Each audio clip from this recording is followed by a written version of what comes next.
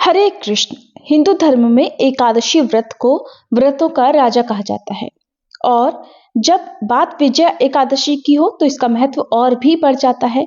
जैसा कि नाम से ही पता चलता है कि ये एकादशी विजय प्रदान करने वाली मानी जाती है और विजया एकादशी फाल्गुन मास के कृष्ण पक्ष में आने वाली एकादशी होती है। इस बार एकादशी की तिथि को लेकर लोगों में कुछ असमंजस है। आइए जानते हैं साल 2026 में हिंदू पंचांग के अनुसार विजया एकादशी का व्रत किस दिन रखा जाएगा और व्रत का पारण किस समय किया जाएगा। इस बार फाल्गुन कृष्ण पक्ष की एकादशी तिथि 12 फरवरी दिन गुरुवार को दोपहर 12:23 से शुरू हो रही है। इससे पहले तक दशमी तिथि रहेगी और एकादशी तिथि का समापन 13 फरवरी दिन शुक्रवार को दोपहर 2:26 पर होगा। इसके बाद से द्वादशी तिथि प्रारंभ होगी।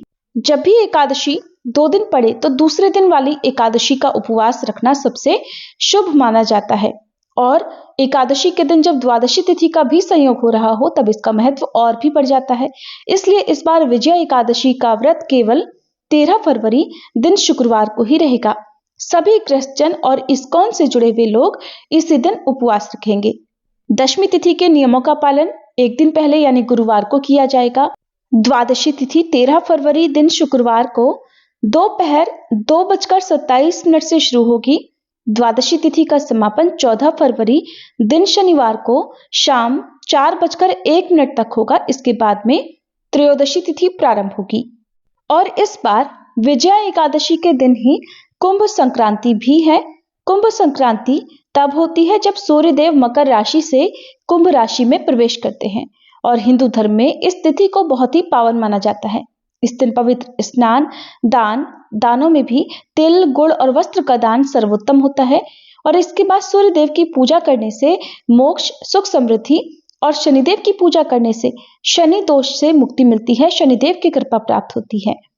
विजया एकादशी व्रत का पारण 14 फरवरी दिन शनिवार को किया जाएगा और व्रत पारण मुहूर्त रहेगा सुबह 7 बजे से 9:14 तक। एकादशी व्रत रखने वाले भक्तों को एकादशी के दिन सुबह जल्दी उठकर स्नान करना चाहिए और साफ सुथरे वस्त्र धारण करने चाहिए।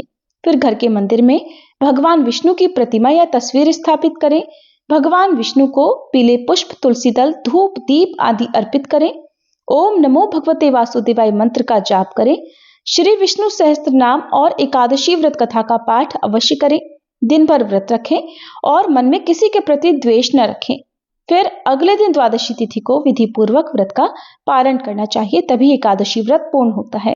एकादशी व्रत के नियमों का पालन दशमी तिथि से प्रारंभ हो जाता है और द्वादशी तिथि तक व्रत का पालन करना होता है। दशमी तिथि को महिलाएं सिर से स्नान कर सकती हैं, लेकिन एकादशी के दिन सिर से स्नान करना वर्जित माना गया है और एकादशी के दिन गृहस्थ जनों को भी अन्न का और खास तौर पर चावल या चावल से बनी वस्तुओं का त्याग करना चाहिए। भगवान के भोग में इस दिन तुलसी दल जरूर रखें और तुलसी महारानी जी की पूजा करके चालीसा पाठ और कथा का भी श्रवण करें।